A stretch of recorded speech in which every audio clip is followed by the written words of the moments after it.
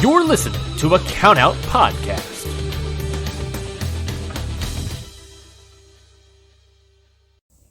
Hi everyone, before we kick into this episode, just wanted to do a quick shout out to our boys at Keeping It Strong Style. I'm not sure if this episode will end up in time for anybody to hear this before the show, but the lads are having a New Japan fan meetup before Windy City Riot at the VU Rooftop Bar. That's 133E Cermak Road, Chicago, Illinois 60616 on April 12th, 2024 at 4 p.m. Get down, buy the lads a beer for us, and chat it up with the Keeping It Strong Style lads. Yep, that's all there is from me. Make sure you check it out, say g'day, and on with the show. Peace.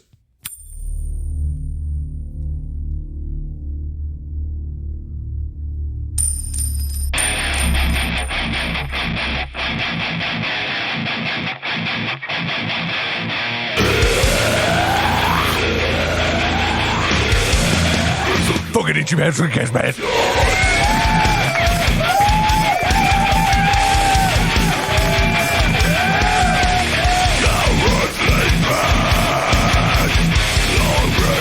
Ichiban Sweetcast.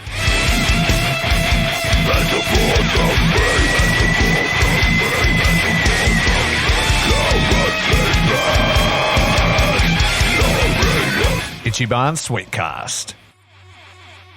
That's it. Back again. What it is. What's up, Ichiban Sweetcast? I don't even know what number. I don't know if we've launched officially. It doesn't really matter. We're going to talk about Sakura Genesis. What up?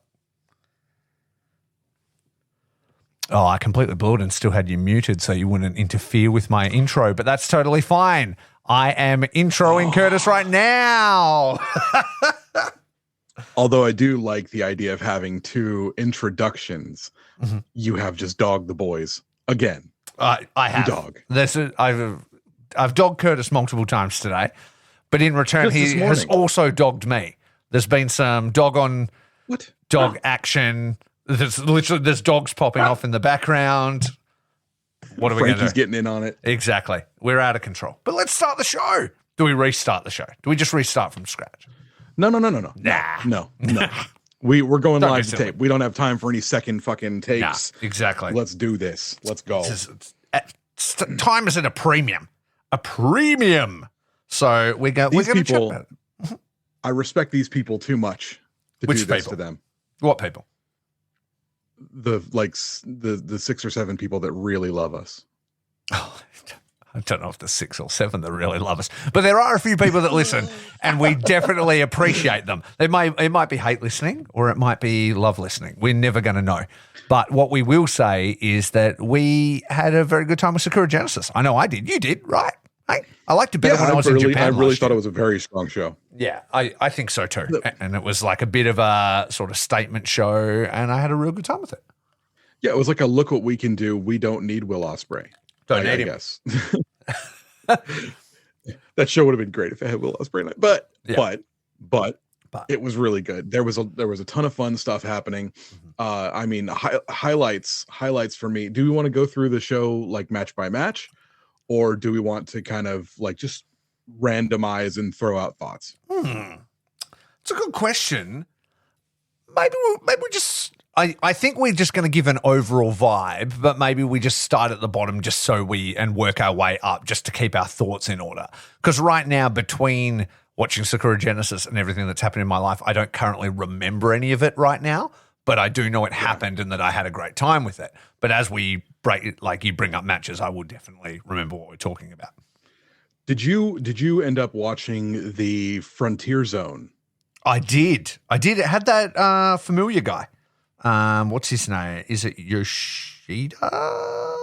Ayato Yoshida, yeah. Yes, I remember him from the Young Lions stuff a few years ago. Yeah, he was around just a couple of years ago when everybody was a young lion, back when Shooter was a young lion and things like that. I'm not really too familiar with this company that they work for.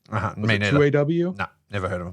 I don't know, but I do love Frontier Zone. I think that's such a cool idea. Yeah. Take these, small promotions, give them a big show to really like showcase their stars in front of. And it's like, yeah, maybe you got a dude who's gonna fall to Bolton Oleg, but you know what? Bolton Oleg's about to be a IWGP World Heavyweight Champion.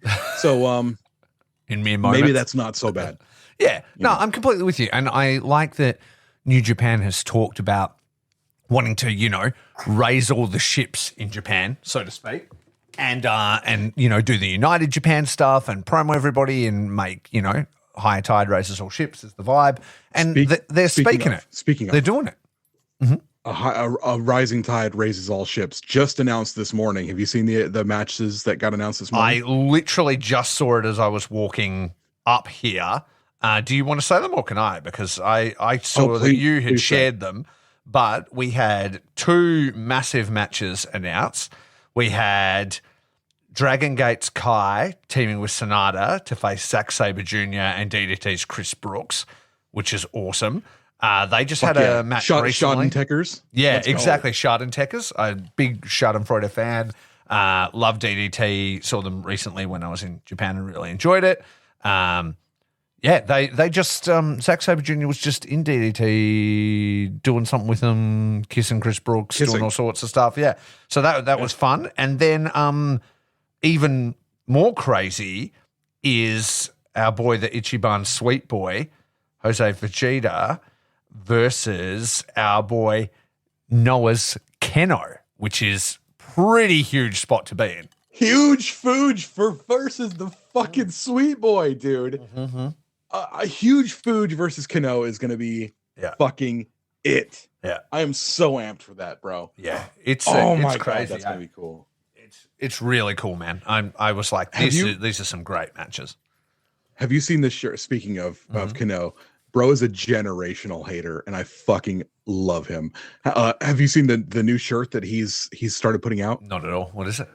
It's got a picture of Kiyomiya as a young boy. Yeah. So he's like got his head shaved and shit like that, and it's just a.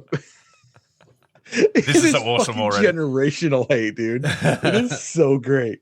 He's like selling them at fucking Noah live shows. Like I think he prints them out himself and sells them. Oh, it's not even a Keno shirt. It's just like he's a loser shirt, basically. Yeah, exactly. God, I fucking love it. That's so Kano funny. is the most put upon motherfucker in the world. I fucking love him so much. Yeah, that's great. That's great. So yeah, I think that's really exciting, and I think that was a great segue by you. But these frontier zones and then the United Japan stuff, and it's just really exciting to see people drop in and out. You know. It really is. Sorry, the dogs next door are going nuts. So you go ahead and vibe for a second. Yeah. No worries. I think as well the other thing that is sort of really cool about that would be to see whether Yoshida maybe can sort of sideways back in, because I think when he was doing the Lionsgate stuff or whatever that was called, he was a just tap out guy. He was like a Taka guy, right? Like a Taka Michinoku. He was in the Michinoku dojo. Yeah, right. Okay. And so that's why he was popping out, but like, you know, on those shows, but he wasn't technically a young lion. And he's filled out and is a grown-ass man now. So, and he's from he had a fucking bone to pick with Tomohiro Ishii, didn't he? Exactly. And so it's like, I wonder whether there may be, you know, it's a lower level indie, so maybe there's no real qualms with him jumping up a level. So we'll have to see. But I thought he looked really good in the match, and I thought the whole thing was a bit of fun. I love it. Like I said, the Frontier Zone Wrestling stuff is awesome. It exposes new people who I've never seen before. Companies I've never even heard of before. I fucking love that. I love it so much. Absolutely. So thumbs up to that. And then you get to see Ichiban Meat Boy fucking doing impressive shit, man. Yeah. Like, dude, Bolton, like every time I see him, I'm like, just give that guy belts now. Yeah. He's going to get them soon anyway. Yeah. Just give them to him. It's going to be really interesting to see, you know, what comes of him and, you know, where it goes and everything like that. I like to hope we'll see a lot from him, you know, but you just never know until it happens. No, that's true. I mean, like, I'm putting a lot on a dude who's still like mid-20s. So, but I mean, like, that's what wrestling's about, is you hitch your wagon to these guys as they grow. Yeah. I know tons of people who are like, oh, I saw, I was a fan of Randy Orton when he was 22 years old or whatever. I was a fan of Edge when he was this, such a thing. And that's a beautiful thing about the Young Lions system is you can go like, that's my motherfucker. Yeah, exactly. How old is Oleg? Is in mid-20s, right? Isn't he in his 30s? I thought it was like 36 or something. Yeah, absolutely. He looks like a grown-ass man, but let's find out. I am going to click on his profile and find out that he was born in 1993. Oh, so he is 31. Yeah. Mm-hmm. Yeah, I mean that's still pretty young for a wrestler. I mean, wrestlers kind of hit their stride about 35. Yeah, like didn't AJ go to WWE at like 36? I think maybe a bit something older. like that. I mean, AJ's how old? Fucking he's like 41 or something now. No, you wouldn't know it though because that dude is jacked currently. He's timeless. He's juiced Styles. Like he's fucking he was looking jacked at WrestleMania.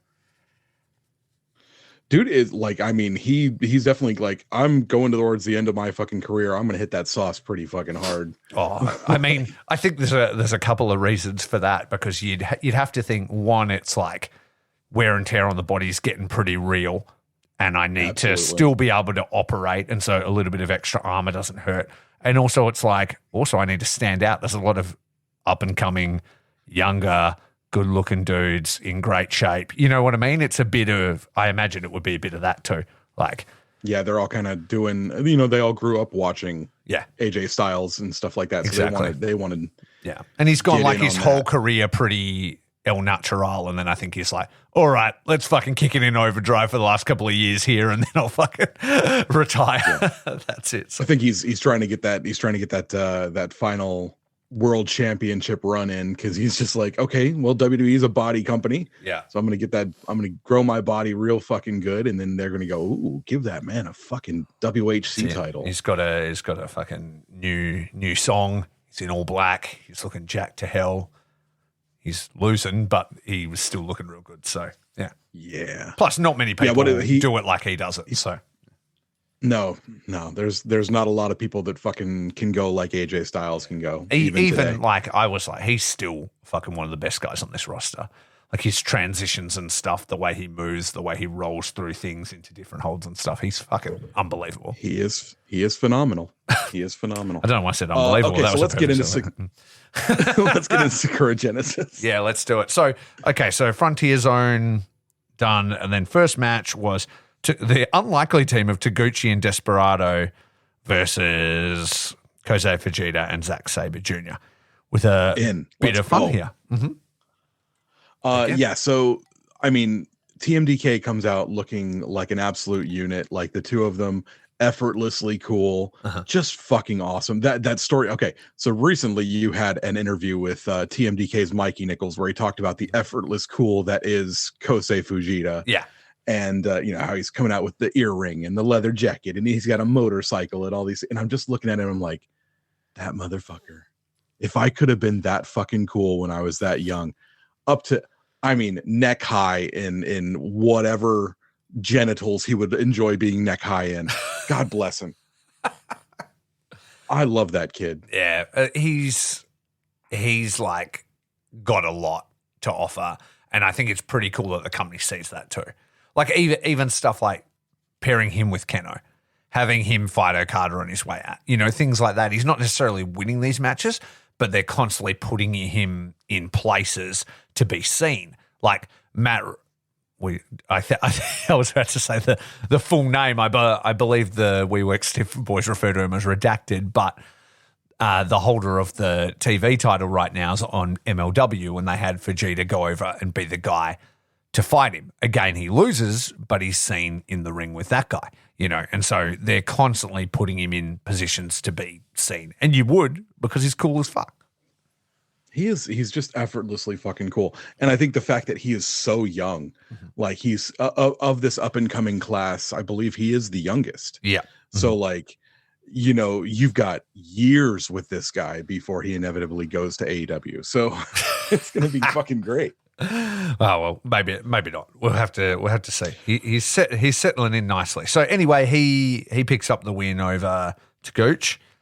And how did you feel about Despe's new fucking mask and like ponytail combo? I love the setup of it. I'm never really a big fan of the red on people because I'm a redheaded gentleman. I can't really wear the color red, so I don't tend to like it. And it's a bit like NWO Wolfpacky shade of red, which I never really super liked. But I love the layout of it. I like him in black and white, but he's changing up and he's doing something different. I did enjoy his interaction with Zach at the end. I like that there's a bit of like a friendly nod and a handshake and respect between them. So I wonder if that's leading somewhere or what, God, I would love it. I don't think Despe's really a fit for TMDK, but it's nice to see that, like they were brothers and it wasn't their fault that they are no longer brothers. Exactly. Exactly. It's just a shout back to that. And I think Despe's definitely walking a real lone wolf road at the moment, and I think he totally can. Mm-hmm. Also, on the note of that, did you see the Despe Invitational that's happening at Croken Hall, supported by Rolling Cradle? What the fuck is that? What's happening? Despe's booking a fucking show at Croken Hall. All right. And I mean, people are gonna die. People are gonna fucking die, dude. It's gonna be amazing. Him first. We're gonna see so much blood and like cans and glass and light tubes and barbed wire and God knows what else. It's going to be fucking fantastic. I don't know who's going to be on it. I mean, you can tell, there's probably some people that are going to be shoo-ins, like you've got like Jun Kasai or something like that. And it's going to be fucking wild. Can we just let's warm up the Despe for Booker of the Year train? Get that going now. He's taken over the Taichi Despe Mania raids and just doing it himself, basically. Yeah. Who if you could book Despe in a dream match that he's booked himself for that show, what would you choose? Oh, okay. Dream match for Despe.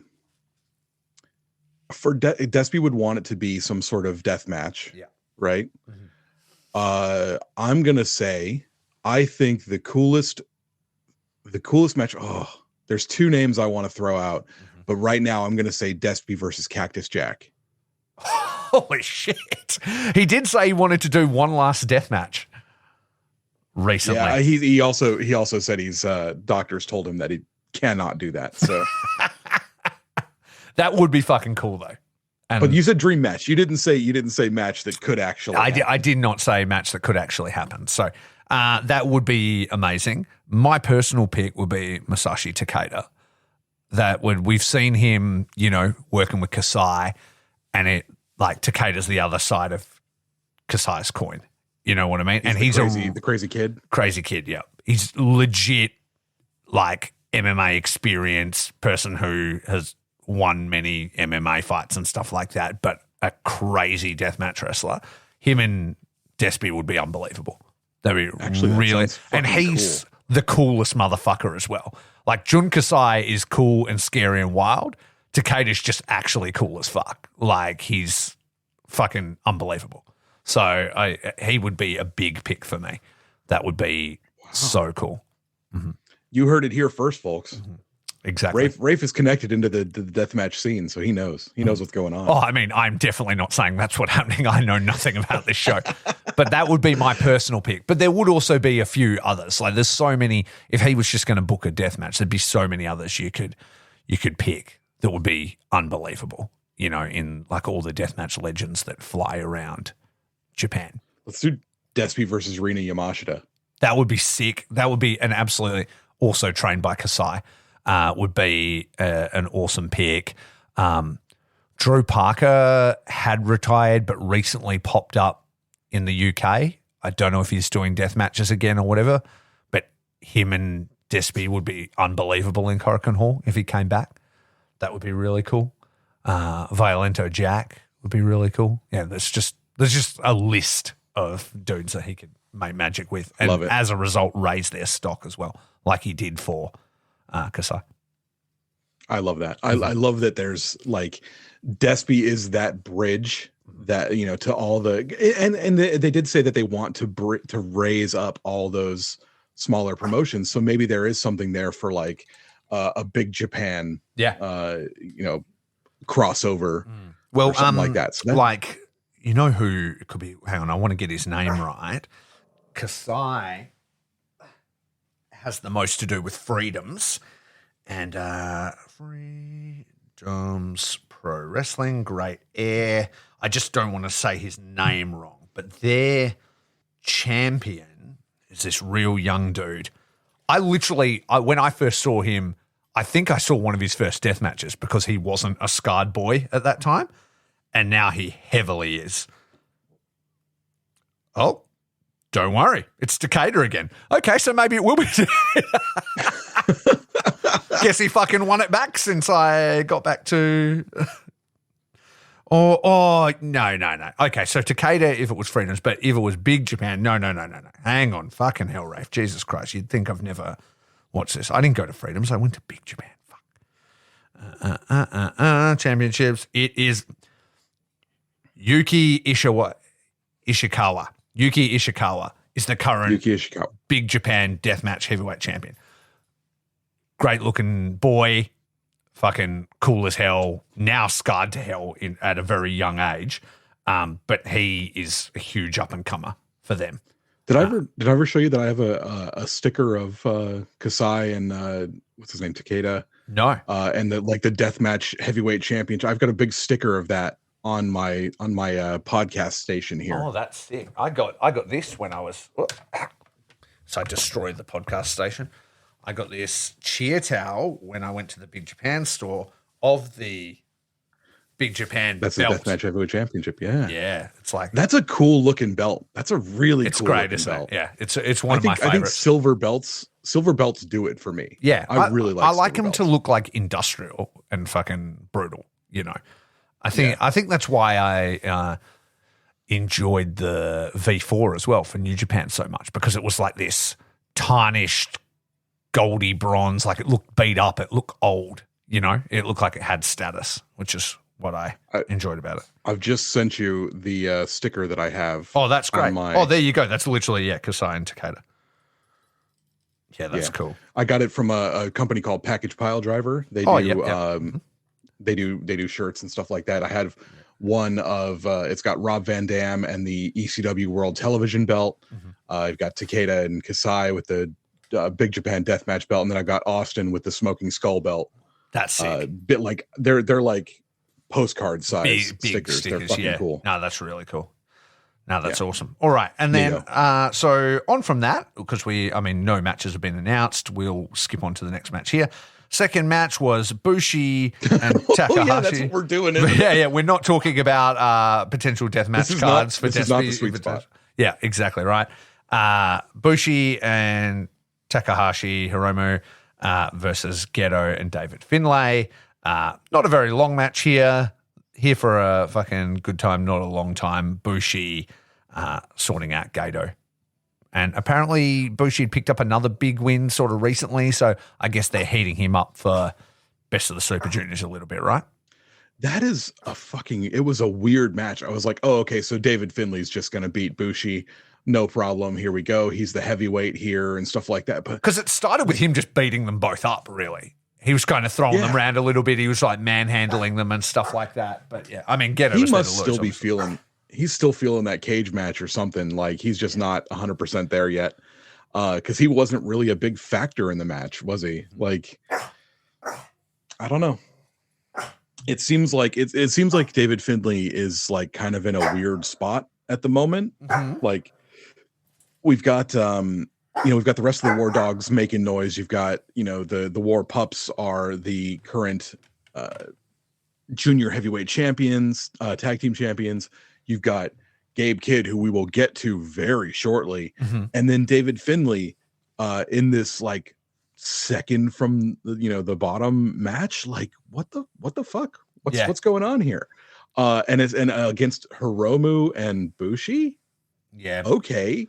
It was weird. He was apparently pretty sick, so maybe they're just easing him back in, That's what it seems like. Yeah, he's just not 100% there yet or something.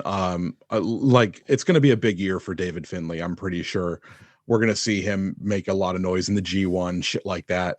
But like yeah, man, that was fucking wild. I was not expecting the end of that match. I was not expecting Bushi to look like he's on a tear, recently, especially with Hiromu in the match. Yeah. Fucking wild. I don't know. But yeah, quick match did not hurt anybody's feelings. Yeah, no, not at all. Not at all. It was, a little bit of fun, showed everybody good to go. It was fine. All right. What was next? It was okay, fourth match. Oh, that's right. This was actually super fun. It was, oh no, hang on, skipping too far. Let's not say super fun just yet, but it was just five guys, Doki, Uemura, and Sonata versus Kellen Newman, Great O'Khan, and Jeff Cobb. Yeah, this was a lot of fun. Callum Newman, continues to impress everybody. He's, so super fast.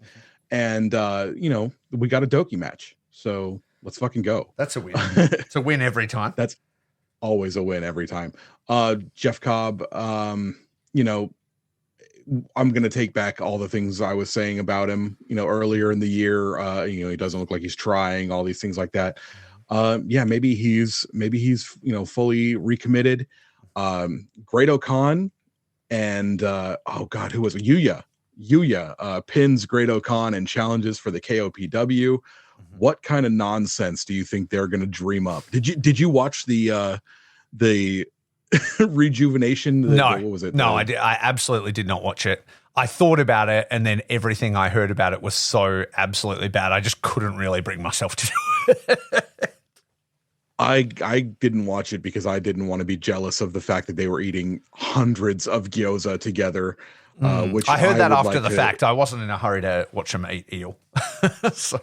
But either way, if I was in a match where I could eat just like 100 veggie gyoza, I'd be fucking in. Let's go. I mean, I could still go back and watch it, but I really don't think there's much to see there.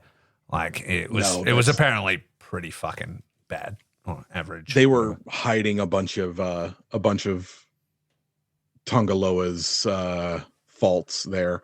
And I think if you have to hide his faults that bad, why put him in the fucking match? Yeah, exactly right. So yeah, what are you doing? I don't know what they're doing.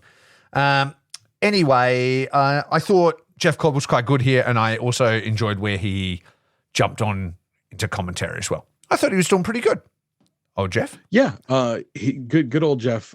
He's pretty funny. Like he's pretty quick on commentary, which is from someone who's such a big and like intimidating figure. You wouldn't think that he'd be such a silly kawaii guy. So it's fun to see him on social media and on commentary being that dork. I agree. I find him entertaining, though I do think that hurts his booking, if it makes sense. I think if he was much more intimidating and serious in how he carried himself around, then they would maybe book him more that way, and then he would probably be doing more in the company. But it did kind of sound like, as he was talking and stuff and the things he was saying, it did sound like he's got like bigger plans with New Japan. Like, he didn't sound like he was on his way out the door, like everybody was sort of speculating for a bit there. So maybe we will see better things like that, and like the interactions he had with TJP and things like that. Do you think that the entirety of United Empire could kind of take a lesson from that, where you say like they need to carry themselves as a bit more intimidating, or as a bit like cooler and not such like goofy dorks and stuff like that, like likable guys? And I see like that when Maloney left the United Empire, he's like, I don't want to drink boba tea with these fucking assholes. I want to drink beer and kick asses. Yeah. And they want to go fucking to Super Mario World and get Luigi hats and shit. Like, do you think that maybe the entire faction could deal with like a badass makeover? Not all of them need it, but I would say I think probably the ones that you're referring to are like Great Okan's been quite silly lately. Jeff kind of carries that. I don't think Hanare needs it at all. I think he always carries himself pretty brutally, and fucking some of his injuries and shit lately, he's no joke. TJP's trying and can do that pretty easily. And Francesco sort of had that bit of a baby kind of vibe to him, but after that cage match, I think he came out the best from it, you know? So yeah, I think, definitely. I think that with the KOPW stuff, if Okan started to take that in a little bit more serious direction, like say the likes of Taichi and Shingo did, and then you have Cobb, you know, ramping up the intensity and stuff a little bit. I don't think it takes too much to make them seem very dangerous, you know? Yeah, I think you're probably right there. I mean, those two are the ones who are the biggest goofballs, and you know, there's nothing wrong with that. Oh no, like, not at all. Like, it's great, like, for the fans and for fun and things like that. I'm just saying that sometimes perception is 9/10 of what's happening. You know what I mean? Yeah, like Toru Yano is not going to be IWGP World Heavyweight Champion, you know, because he's a fucking goofball. Yeah, you know. The only time that he was taken seriously was when he was a fucking stone cold axe murderer. So like, you know, way back in the day. So like, your shenanigans can be cheeky and fun, but they're just going to be shenanigans for forever. You know, you may not rise as far as you can. Yeah. And I think Jeff Cobb could rise very far. Absolutely. And the kind of the way he was talking, he's like, no belts are safe and blah, blah, blah, and things like that. You could easily slot him into like the leadership position of United Empire with the right angle and stuff. There was a time when he sort of first came sort of back and he was coming into the ring and not saying much and had all his hair down and stuff, and he's easily the most intimidating guy on the roster, you know. Oh yeah, when he first joined United Empire, and then, that was fucking it. That Jeff Cobb could have fucking taken any of those belts for sure. Absolutely. No. That's totally it. All right, then. Next up was the... Oh, and we didn't even say Yuyo Emura challenging the Great Okan. I mean, it's good that they're doing something with Great Okan from here. Yuyo Emura, do you think he's going to take the blue belt? I honestly have no idea, but I wouldn't be against it. I don't think it's really helping Okan at the moment. So, you know, if you were to shift it to him, he gets his first big win and then put Okan in like a tag team situation with Cobb or something like that. That could be cool. Yeah. Okay. Cool. Okay. Next match was our it was my personal favorite, I think, of the night was the 3-way IWGP Junior Tag. So Kevin Knight and Kushida, Jill Maloney and Clark Connors, and Akira and TJP in absolutely wild shit. I think it's worth noting first and foremost, like, Kevin Knight is a fucking freak, man. Like, he's a megastar. He's a megastar in the making, dude. Like, the fact that he came out like Doc Brown for Kushida's Marty made me very excited. But Kevin Knight is so good. I've said that dude could be a world heavyweight champion. He's got great looks. He's great in the ring. He's got a charisma that's just so like otherworldly. Like, the dude's got tons of talent and a great personality to go with it. I think that he could be a lovely babyface champion down the road. And let's hope that he stays, because he might be more of a TNA product right now, and I know that's a thing. But I would love to see him as a full-time New Japan talent. Yeah, for absolutely. Sure. Also, like, it's worth noting Driller and Clark in this match, just fucking absolute weapons. Clark Connors especially, like, power slam through the ropes onto the apron, the fucking Jeep flip to the outside, like, just fucking madman. Those two, like, when they first teamed up, I was like, oh yeah, this is a really cool tag team. Like, no, they are fucking it. Yeah. I can't remember the last time I saw a junior tag team where I was like, both these guys are fucking, I never want to see them not as a tag team. Yeah. You know, like, there's been junior tag teams where it's like, oh, Despe and Kanemaru, like, I could see Despe going solo and things like that. Or, you know, Roppongi 3K, like, everyone always like preferred one or the other. Like, I love both these guys so fucking much. Yeah, I want them to just be fucking, you know, bosses I mean, in this division forever. Yeah, I mean, yeah, but then you could also easily see like put Driller with Gabe or on his own would be crazy. Like either of them could definitely carry it, but I'm very happy with this run they're on at the moment, for sure. It's also worth noting as well, like, I mean, Catch 2-2 were always awesome, but there was I like the face paint thing he did and sort of like like reeds hanging off him and stuff. It was like not full, but like that's better, right? Like when it's subtle, that's way better. And I liked his attitude as well. Like when he lost and Jeff's like, keep your head up. You want this shit, right? You want to be the best. Lead by example. Like he's like, I could be the leader, but this kid wants it. It's like, if you think you can do it, I don't think we need it, but show us. And I like that. It's not like he's instantly in charge. It's a really weird position that you find the United Empire in right now because, like, I mean, Okan was like against it. He's like, we don't need another fucking leader. Yeah. And then he's like, if you want to be the leader, bring us fucking gold. Yeah. You know, bring gold or bring bodies, I guess, you know, and then, you know, TJP goes out there and fails. So, I mean, where are they going with his story? You know, are we going to see TJP like excel in the best of the Super Juniors, that sort of thing? So I like that. I like that you don't just get to be like, I'm in charge and everybody's just like, yeah, and that's the story. I like the story is he's like, I really want to do this, but every other member's like, well, fucking prove it. Like, it's simple as that. Yeah. Yeah. I mean, that's the way it should be, right? Yeah. Survival of the fittest, that sort of thing. This is wrestling is a physically demanding sport. Why wouldn't you just say, oh yeah, sure. You know, all these dudes are alpha males. You know, all these dudes are people who want to excel through physical harm and violence. Yeah. Right. So why would they just roll over and let somebody else be like, no, I'm the leader? Yeah, exactly. But we've grown up with like shoddy booking in like certain American companies and things like that. And if somebody gets removed, they just go, it's now him. And that's just it. You know what I mean? Like, and you go, oh, okay. It's like they just needed a new leader in that spawn. They just pick somebody and then there you are. You know, so I like that it's like they have to work for it. So it's definitely good. Yeah, it's definitely good. So I think, this could be a really big time for TJP heading into Best of Super Juniors. And what he's doing with the Aswang is it's pretty cool. Like at first I thought it was kind of hokey. No, well, the first time I saw it, I thought it was great. Then the second time when it showed up in the cage match, I thought it was a bit hokey. But now it's, you know, he's fully developing this character and it's turning out to be pretty cool. Really cool. Absolutely. And also Akira, I love that kid. Yeah. He's when exactly. He's screaming in Italian and freaking out, I love him. Yeah, exactly. I think this.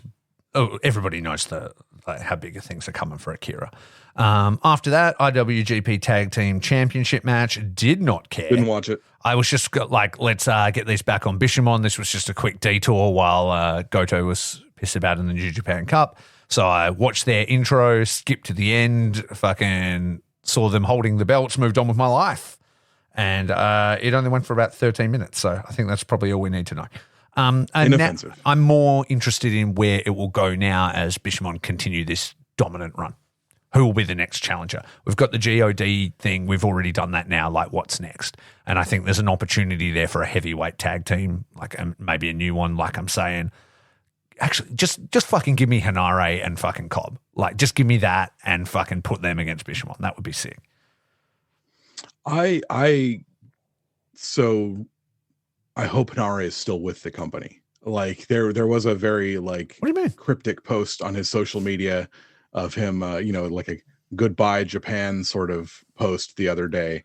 People seem to look at it sideways. So like, I hope that he's still there, but something weird would have had to happen. Like he's a lifer, man. Like I would be super surprised, but you never know. Things change. You know what I mean? But I would be super surprised. I would think that with the return of Tamashi coming, I believe it's next month, that we're gonna see some cool shit coming for Hanare. Exactly. And you know, he did get sidelined for a hot minute because, you know, his injuries and stuff, but I severely think we would see him coming back. So we'll have a look. I haven't read that post, so I don't understand the context, but I don't know. Every conversation I've ever had with him is he's there for life, you know. So we'll have to see. But things change, you know what I mean? Maybe somebody fucked him off, you know, pissed him off, and he decided to fucking leave. He's very passionate about like all his, his home and about everything that's going on in New Zealand and his company there and things like that. And maybe if things are not adding up and dollars and cents aren't happening and shit, maybe he's like, fuck it, I'm going back to New Zealand. I'm going to fucking make it happen there, and, who knows. Next up was another match which I think despite the criticisms I have had of Yo and things like that, I never want to see anybody injured like this. I was out drinking when you were like, poor fucking Yo, and I thought you were just meaning like he'd lost because I hadn't seen it. I'm like, fuck him, who cares? And you're like, okay, pretty brutal. And I was like, what's the issue? And then I watched the match and I'm like, oh, Yo, like I didn't mean it like that. Like, yeah, the text message you sent me is like, I didn't see it before I said this. I'm so sorry. But yeah, really, I was like, really rough. I fucking really rough. hate to see it. I personally don't think he was going to win it anyway. I think they're still telling stuff with Show, and I feel like those other two were way too ready to go, and I feel like Yo was going to lose, and then that whole bit was going to happen anyway. That's what I personally think. I mean, it could have been an audible, but I think Show as a cowardly champion through Best of the Super Juniors is maybe more interesting because he can draw up more tragedy. It's like who's going to take it off him at the end, not like who can have a beige match with Yo. I don't know that there's beige matches with Yo anymore, dude. Like the dude is off his fucking rocker. Yeah, I don't find it interesting. Cuckoo banana pants crazy town. Yeah. What did we just say about Funny? I don't care. I don't care. Tell me, did I say which? No, the thing is, like, Yo's always hurt, man. Yeah. Like, that's such a thing. Yeah. It's such a thing. He just came back like a year and a half ago. Yeah. I know. I mean, fucking sucks. The problem is, right, like with the shoulder thing, it sucks. It's obviously not a career ender, but when that stuff starts to happen, that shoulder will just go again.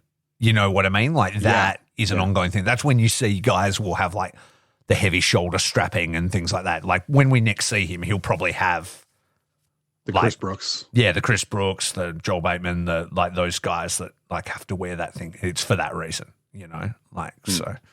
Yeah. Anyway, I hope good things happen for him. I want him to be okay. Despite, if I'm not vibing on what's happening or whatever, it doesn't mean I don't want him to do well. You know what I mean? So, yeah, I'm much more interested in the Doki Fujita situation than I ever would be the Yo situation.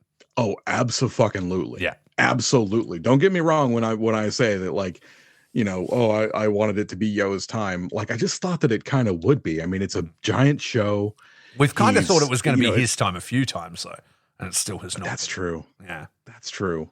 But yeah, like, I mean, it shows his huge rival, they came up together. Like, that could have been his moment to really finish the story. Yeah.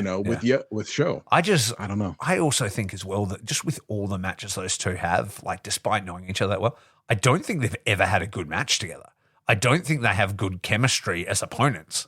And so nothing that really blows your skirt up. No, and like, so what, he gets this big moment at like Sakura Genesis against a guy that he doesn't really do good matches with. Like, I'd much rather, like, if they're going to do something with him, I'd really like to see it play out and him, get that moment in an appropriate spot, I think. But yeah, he's just, it doesn't really land for me, but if you're enjoying it and people are enjoying it, enjoy the fuck out of it. Have fun with it. There's plenty of silly stuff that I like. I don't know. There's just something that doesn't hit for me. Okay. Yeah. All right. Moving on to the next match. After that was the special tag match. It was Umino and Moxley versus Jack Perry and Ren Narita. Lots of brawling, lots of stuff going on. Climax of this was Shota sacrificing himself for Moxley and then allowing Moxley to get the win. How did you think about the chemistry here? What did you think about, Jack Perry, the whole vibe? I was really looking forward to this match until Shooter came out and looked like... What's he done with his hair? Why has he done this? Like, he looks like an absolute Karen. He looks like he wanted to speak to the manager of New Japan. His looks like gear's he was gotten trying to worse. use an His expired hair's gotten fucking worse. coupon. I'm like, he does not look cool at all at the moment. And I'm like, what are you doing, he bro? looks like a fucking dork. Yeah. The Dax are fucking bad. That ring jacket is bad. Yeah. That haircut is awful. Bro, what are you doing? What and he are came you out doing? with Mox, who looks so fucking badass. Yeah. Like they came out together and I was just like, I should get a Moxley shirt.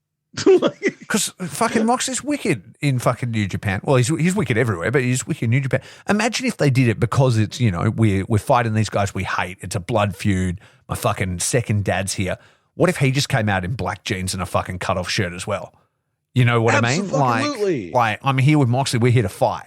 I'm not here to fucking. He's got that black denim Death Rider jacket and shit. He's never once worn the man. fucking thing. He always just carries it around. Wear the thing.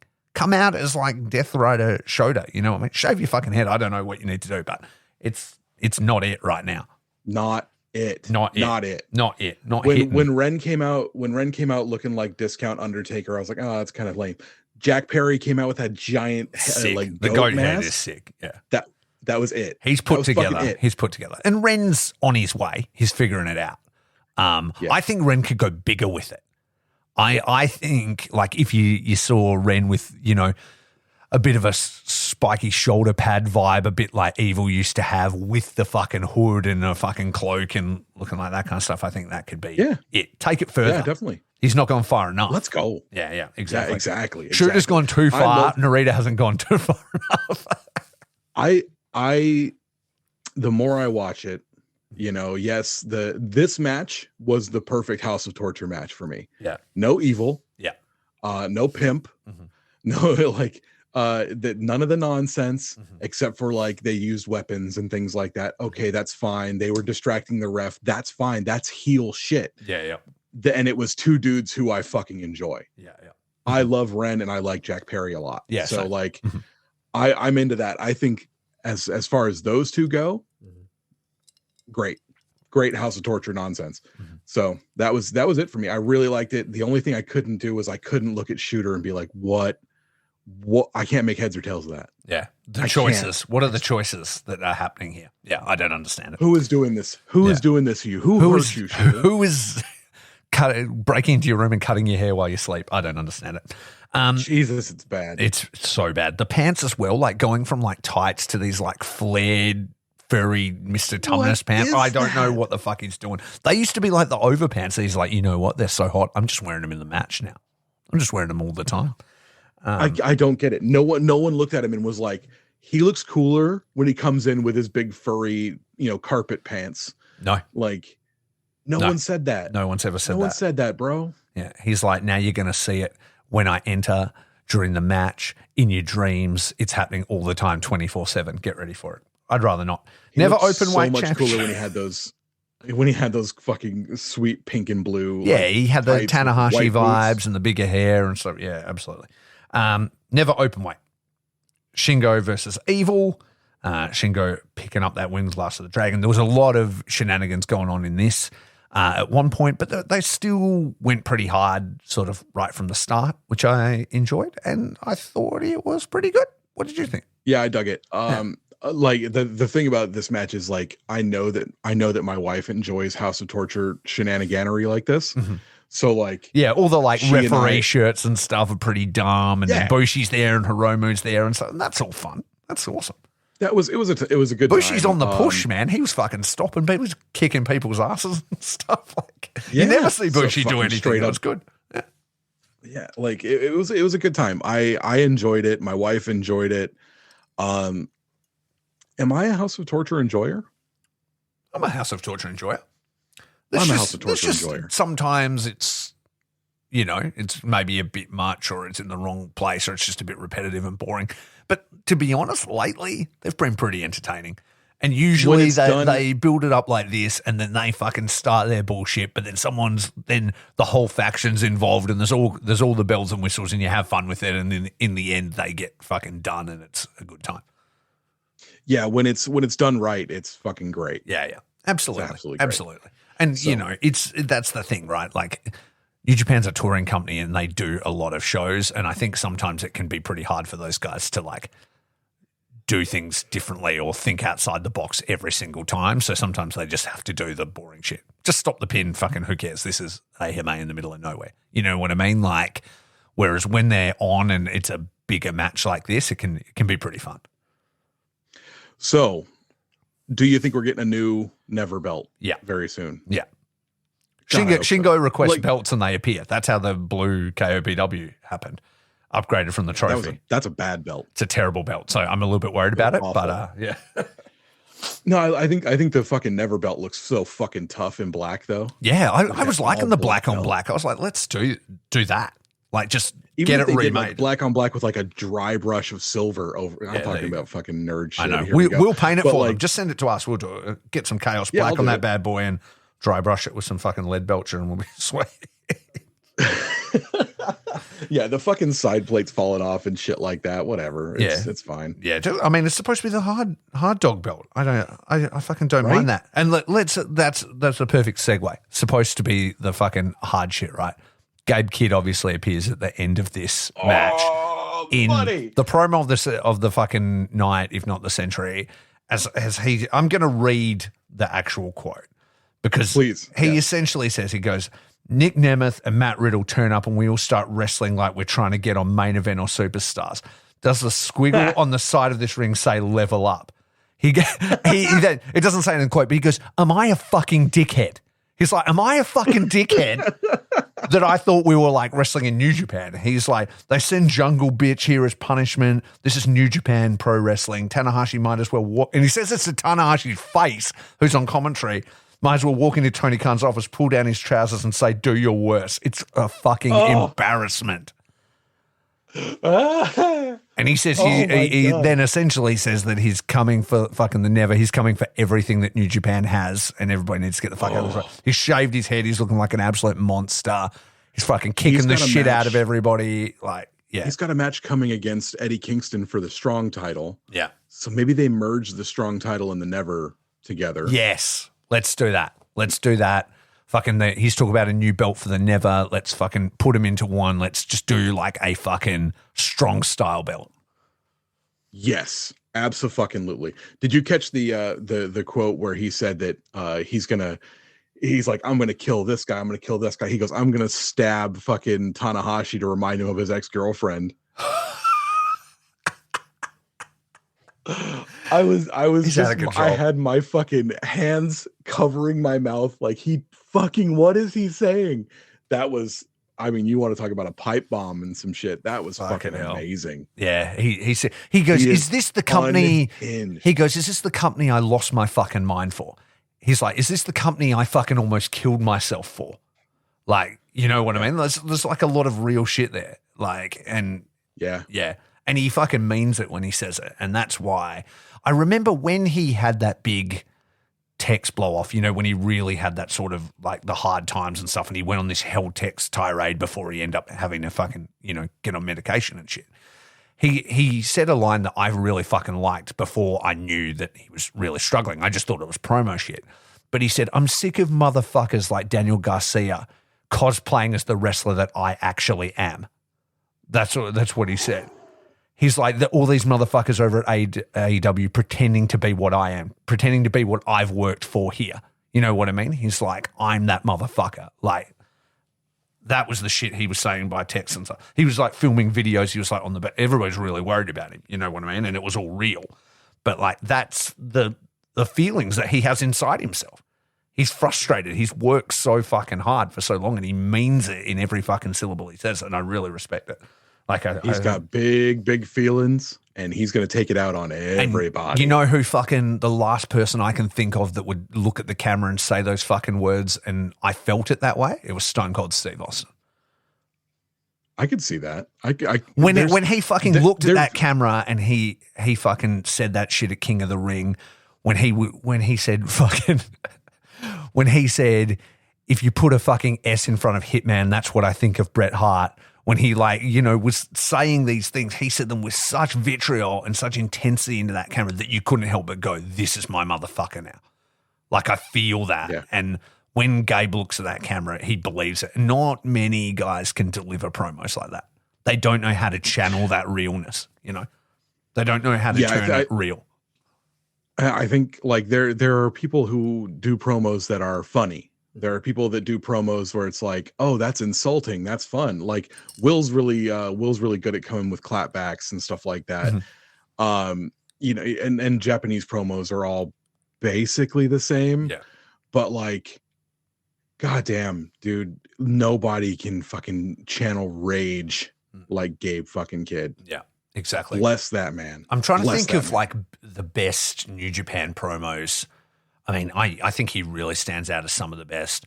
Juice was on a tear for a time. Juice was really good when he was like really starting, when he was transitioning into that bit more serious thing, you know, when he like cut his hair and was doing the US stuff with Moxley.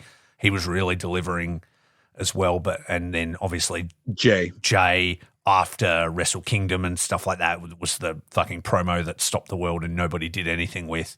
You know, these guys like can channel that because they've lived it, you know. And so, yeah. I Gabe, when he came out, I was like, they might want to stop the show now. They might want to not even have this Naito Tsuji match because that was it. That was the fucking moment. It made me go, show, shut it down. I don't care about any belt but this. Was how I felt. Yeah. I'm like, let's get this shit cooking. Let him cook. Yeah, let him cook. Gabe, let him cook and eat. Yeah, absolutely. Fuck yeah. I hope this is, you know, Shingo's held it many times. I would love to see Gabe take a belt. That would be fucking sick. If Gabe and Shingo go at each other fucking full speed, I'm in for it. Yeah. You know? Absolutely. I'm in for it. Absolutely. Let's go. All right. Put it in the fucking copper box. Yeah. Put it on Tamashi and I'll in Perth. I say it every time. I know. Speaking of fucking big titles and big exciting things, that leads us to the final match, IWGP World Heavyweight Championship match, Yota Tsuji versus Tetsuya Naito. I feel like this, though it kind of probably, with the Moxley match coming, we thought there's probably a pretty good chance that Naito's going to retain. But I think they did a great job making us feel like it could be Tsuji's world. And that was really fun. Like I watched the match, like he could still do this, you know, and had a lot of fun with it. Yeah, I mean, it is a fun match. You've got buckets of charisma from those two dudes. Yeah, from both guys. And there's a definite like love there, but there's also this element of like Tsuji is still learning from Naito. Yeah. And Naito's got to like kind of put him back in his place and be like, you're not ready for this yet.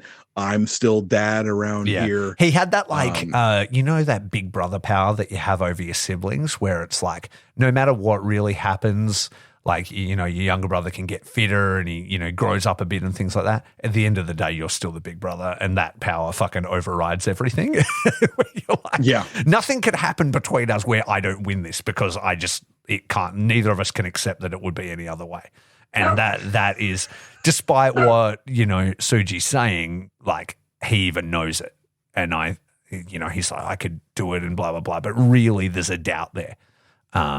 And it was sick, and I enjoyed the respect at the end, and I liked at the end that Naito brought back the belt throw. He throws in the air and he looks at him and gets out, and it goes back to that old, you know, LIJ thing, that old Naito thing. It doesn't matter about the belt. I'm the fucking man. He's like, whether the belt means nothing because I am the champion. I am the best in this company. It's not the belt. It's the championship title that goes along exactly. with the belt. You have to beat me. This means fuck all until you can beat me is essentially what he's saying. And that disrespect of the title and shit is cool. And I would love for him to bring that back in a big way. Yeah, I mean, like that's what made us all fall in love with Naito, right? Like exactly. Yeah. When Naito's like fucking full on dickhead, like, and he doesn't even have to be a heel. Like he just has to be cool. And like the I don't give a shit about any of this pageantry, any of this bullshit. Like that Naito is cool.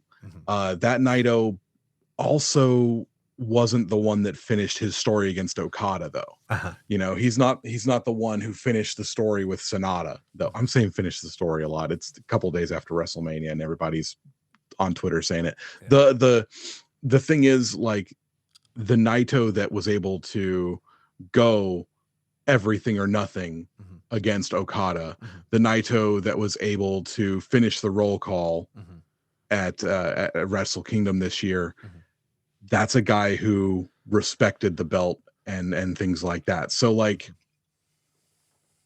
this does feel a little bit like a step back for his character, but it's also so fucking cool. Yeah. It's so fucking cool. It's cool. And you know what? Sometimes it's that, like when things were unsteady, you know, Kenny and the Bucks and everything leave and stuff like that, what did New Japan do? They're like, put the title on Okada, steady the ships, let's fucking go. You know, let's return the status quo a bit, let's have him roll through and then we'll do stuff.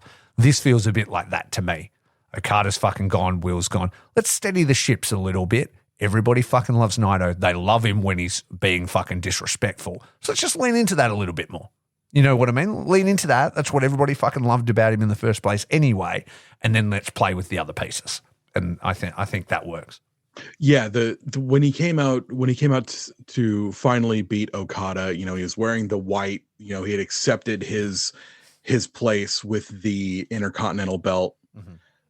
You know, he was wearing the white to show that he had finally overcome his fear of being just the white belt guy. You know, and he wasn't throwing those belts anymore. Yeah.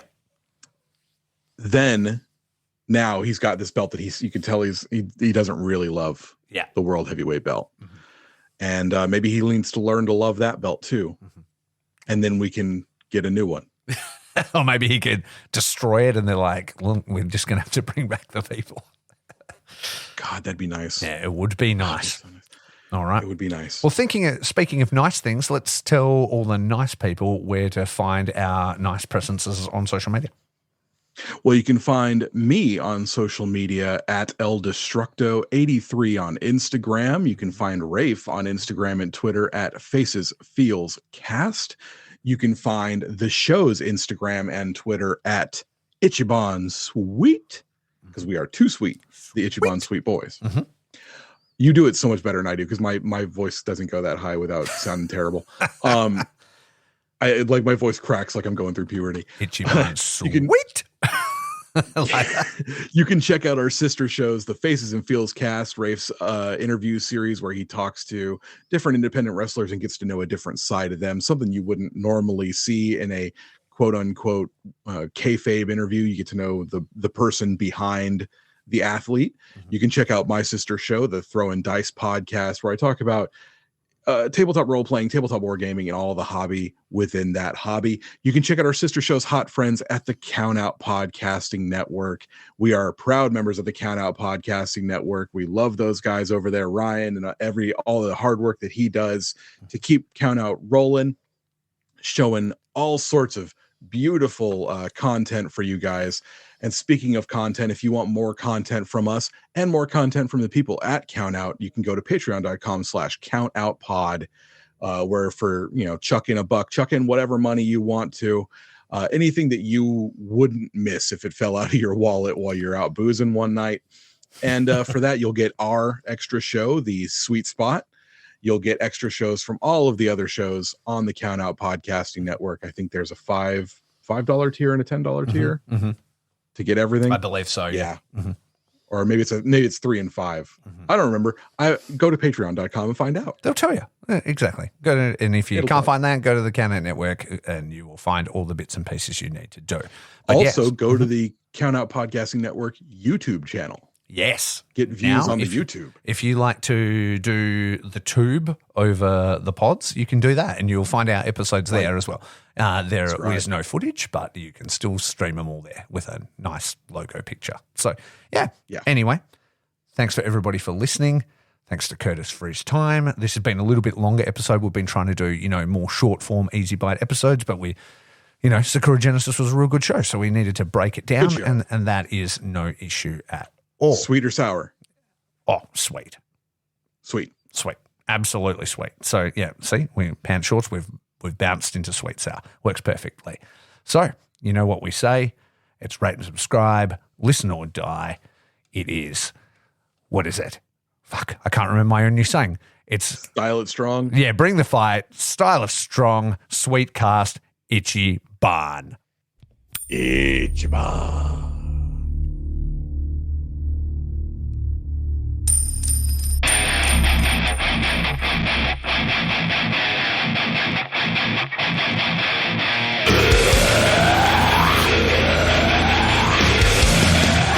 Ichiban Sweetcast.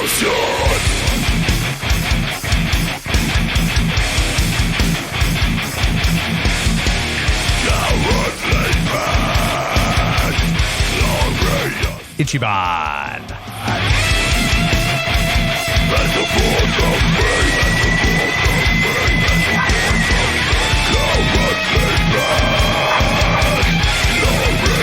Ichiban Sweetcast. Thanks, Mochi.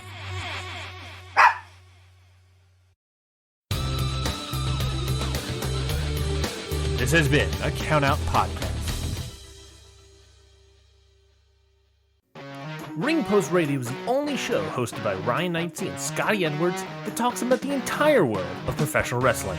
With new episodes coming out every Sunday, there is absolutely no reason to not listen to real, honest wrestling opinions from two crazy maniacs. Have a hot boy summer and listen along to Ring Post Radio every Sunday on the Count Out Network.